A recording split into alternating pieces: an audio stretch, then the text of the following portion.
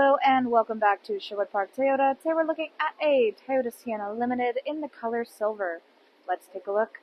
Starting up front, underneath the hood, we have the gas component of the hybrid energy system.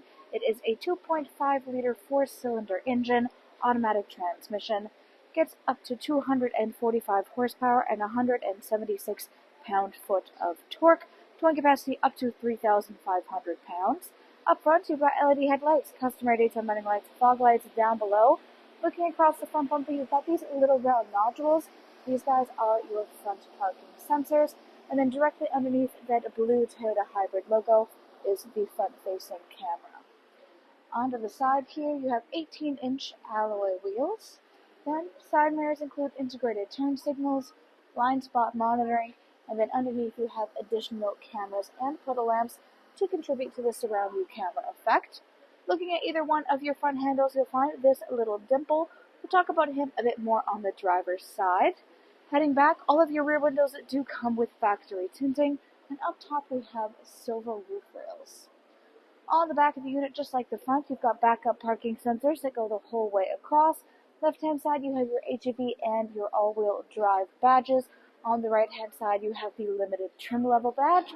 You have your logos across the back, and underneath of these is the backup cameras. To open up your cargo space, reach next to the cameras and press the button, and it will automatically raise up for you. So, of course, in here we have both a second and third row seating. Second row seating has independent captain's chairs, meaning that there is no middle seat in between the two. We'll talk about those a little bit more when we get up front there. For the third row seating, they have a 60-40 split you can see along the right-hand side, which again allows the two sides to function independently. There's a couple different setups you can have. Of course, we have two of them illustrated here. One of them has it in the classical upright position for the use of passenger seating. The second one is the stow and go method, which we have on the right. So you can choose to simply lay this seat down flat and have it just flop forward the way that many vehicles have their rear seats fold back or forward, you could say, but the other option is to fold it away. All of these options are shown how to be accomplished via this little diagram on the back of the seats, and it is simply accomplished using the little handles. There are labels saying number 1 and number 2 for the strap. So you've got lots of different options. If you choose to have this in either one of the upright positions, you have this extra deep storage space that runs the whole way across, but when you do have it laid down flat like this, it creates this large flat bed space you can use for general storage or cargo purposes. Now, for your third row seat occupants, they have access to plenty of their own amenities. They have cup holder spaces, lots of different chargers. They have their own volume plugs available to them for the entertainment system. You also have built-in sunshades that you can see right here. We'll talk again about all of these features a little bit more when we get up front in just a moment. For your rear space here, we do have an additional power outlet in the back. If you're looking for your battery, you can find it behind this little false wall to the right. On the left-hand side, you have this extra deep storage cutout. And then if you're looking to close up your space here, you can use the kick sensor or reach up to the handle on the right-hand side. Or, of course, right next to that is the electronic button. You just give that guy a press, and it should automatically close up just as it opened. Next, let's go take a look at the inside. So to open up your rear space here, as you can see, we do have the kick sensor. We've got this little guy on the window, but of course, once you own the vehicle, most people don't tend to keep those stickers on. However, there is a little symbol down below. You can see it looks a lot like a Wi-Fi symbol that is there right underneath of the door. So that means you can simply move your foot in front of that, and it will help to open the door. The other options from the outside is to simply pull on the handle here, or to press that little black button. It will automatically slide itself across. Now, inside, your interior upholstery is simply the black Softex leatherette. You have black and some of this dark brown stitching, which just gives it just a little bit of contrast. As we said, there is the independent captain's chairs up front here, so like we said in the back, there is no middle seat here. Instead, you simply have storage space. It's a little hard to see from this side, but there is in fact a tray on the side of the driver's second row seat here, so it can flip upright and it has some cup holder and general storage space. You also have these built-in kind of mesh cup spaces. There are armrests that exist on the inside of the seats, and you can see it on the outside. Of course, we have both sides tucked up right now, but you can simply pull them out if you want to be using them for that purpose. If you look on the side of the seat itself, you will find these different arrangement of handles. They have little symbols on them showing you exactly what each one of these do, but it basically allows you to take advantage of this seating arrangement. You can see these long tracks that go the whole way across the floor space, which gives a huge range of motion for the seats themselves to be able to move around in the back. The seats can crunch upwards. They also have a little kickstand, which is illustrated on this. So if you give this guy a pull, you have this nice little almost lazy boy-esque little foot stand that will pop up when it is super comfy for your rear passengers to be using. And of course, you don't have to have that out. You can tuck it away. You can move the seats forward if people don't want to have to use a path of travel between the seats to get to the third row. Tons of different options available for these seats. Looking up instead at the ceiling here, there are two things up here. First off, we have your third and fourth zone air conditioning control panel. This allows for your second and third row occupants to control their own temperature, fan speed, and mode. There are also heated seat controls you can see on either side. This is simply for the second row seat occupants, but you can turn those guys on, and it has 3 levels, 1, 2, and 3 there. And this can be controlled from up front. We'll take a look at that when we get up there. The other thing directly behind that is the entertainment system. So this guy, you can press this little button here, will allow the screen to fold out, and then you can connect your phone to this to allow you to play any movies or TV shows or anything else you want through the system for the entertainment of people in the back. They're able to have this connect via Bluetooth, or you can do things through a more hardwired versions. Again, lots of options to keep you able to do whatever you need for your family. On the back of the seats, you have built-in pouch storage, both on the driver and passenger sides. Back of the front console here, you do have these charger options. Down below is cup holders, and again, more charger options. And if you look at the ground, you'll find that we have the Sienna all-season rubber mats installed. Last thing is the inside of the doors. So as we pointed out in the back, we have these built-in sunshades. They run the whole way across. You simply grab onto this little flap here. You can lift it all the way up and it will connect into these 2 hooks here. Helps to create a barrier and keep the sun out of the eyes of your second and third row occupants without taking away from their view. And as you can see, it can just as easily come down and it goes completely flush in with your door frame. So to close up the space back here, we already pointed out the 2 options in the door itself and of course the kick sensor here.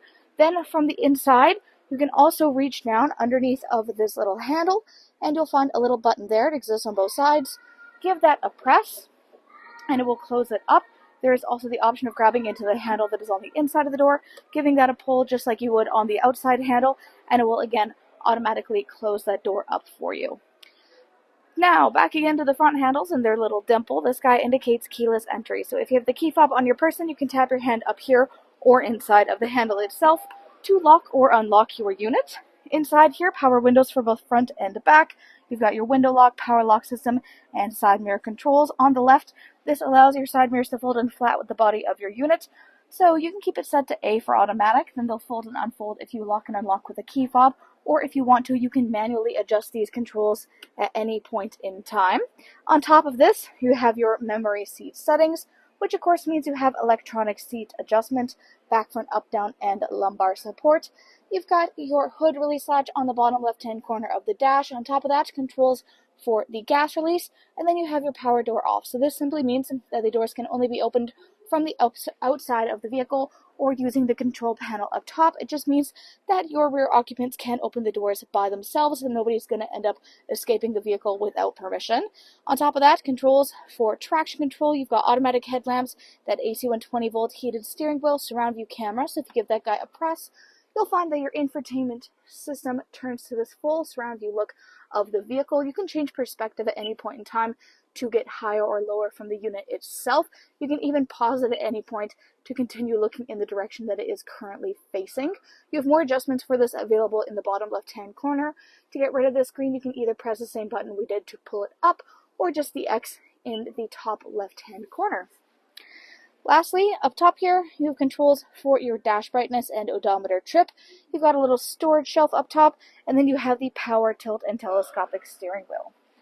Hop up here and take a closer look at the other features of the steering wheel. First, it is black leather with black stitching. Left-hand side here, controls for your dash display. You've got your hands-free communication and the volume control. Right-hand side, radio controls on the bottom, adaptive cruise control up top. This includes a sonar and lane departure. In the middle here is what we already saw earlier, but this is your infotainment display screen.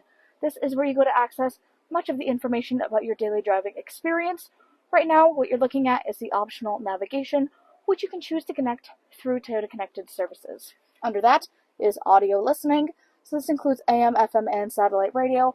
Full Bluetooth connectivity includes Android Auto and Apple CarPlay, and there's optional USB adapters throughout the vehicle. Then, Bluetooth connectivity for your phone. Two things in here. One is classically trip information. Then you have your climate display. So this gives you access to just a couple of additional options.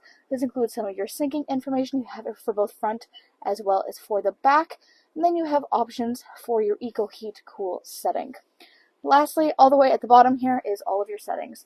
So this is everything from personal profile, Bluetooth info, Wi-Fi display, sound media, vehicle customizing, dealer info, apps, etc. Bottom left-hand corner here is your volume. 4 ways to the left of that. Middle section is climate control center. So we have dual climate control up front here. This means that the driver and front passenger can either choose to have your temperatures synced up, or if you want to, you can turn off the sync, which allows them to function independently. We also have the controls for the rear section here, so you can choose to even have that synced up with each other, choose to have it synced up with the front, choose to have it independently. Lots of different options to make sure that everybody's comfortable at all times, so you can have all sorts of different arrangements for your personal needs. Up front, we also have 3 levels for heated and cooled seats. Red for heat, blue for cool, this is for driver and front passenger, and then right in the middle here is your defrost for front and rear windshield. Under that, you've got this nice storage space, runs the whole way across your front dash. There's a little divider about halfway through here, which helps to prevent things that are placed in one corner from accidentally sliding down all the way to the other. On the left, you will find one of your different charger adapter spaces. Then we have a wireless charging pad right in the middle here. So this guy has this nice little built-in tray design. You find little bumpers on either side and across the front and back, making sure that any phone placed back in there is going to be super secure no matter how you are driving.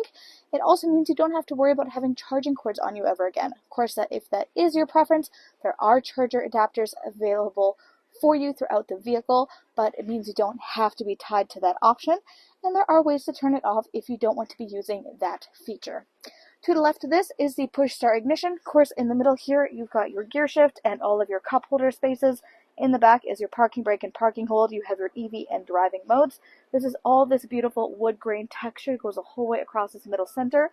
Console space. You've got more cup holders inside here. Then all the way at the back is the console itself. So you press the button to have it pop open. Storage goes all the way down and go all the way up to my elbow in here. You've got some additional chargers on the front end. There's even this little cutout in the front part of the trim, which means any cords that get put through here aren't going to get pinched along here. On the right hand side, down below, there is a lockable glove box. There is also additional storage space that goes underneath of the console itself, and you've got some 12-volt adapters in there too. Lastly, looking up overhead, you've got 1, 2, and 3 dots on your rear view mirror here. These guys are garage door openers. Right now you have a normal reflective rear view mirror, but if you flip the switch, it will instead turn to a camera view behind yourself. The reason this is so nice to have inside your vehicle is that sometimes when you're driving, you have either people or you have items in the back seats that are either being a distraction or completely blocking your view, and then you're not able to keep your vehicle as safe as you need to. You can just skip through that by flipping the switch. You don't have to worry about what's inside your vehicle distracting you from what you should be looking at. But you might be wondering, how am I supposed to keep an eye on my rear view passengers if I can't use my mirror for that? Well, there's an answer for that too. It's right up overhead. You've got this little reflective space. This way you're able to have one dedicated space for keeping an eye on your passengers and the other one for the intended safety measures. Then on top of there, you've got your SOS button, overhead lighting controls. You've got controls for your moonroof, and then, of course, controls for the power trunk release and for either side's power door. Thanks again, folks, for joining us on this full video tour of this Toyota Sienna Limited in the color silver. It is located here at Sherwood Park Toyota at 31 Automall Road in Sherwood Park, Alberta. You can also reach us at 780-306-7703. And remember, life is full of choices. Let us be yours.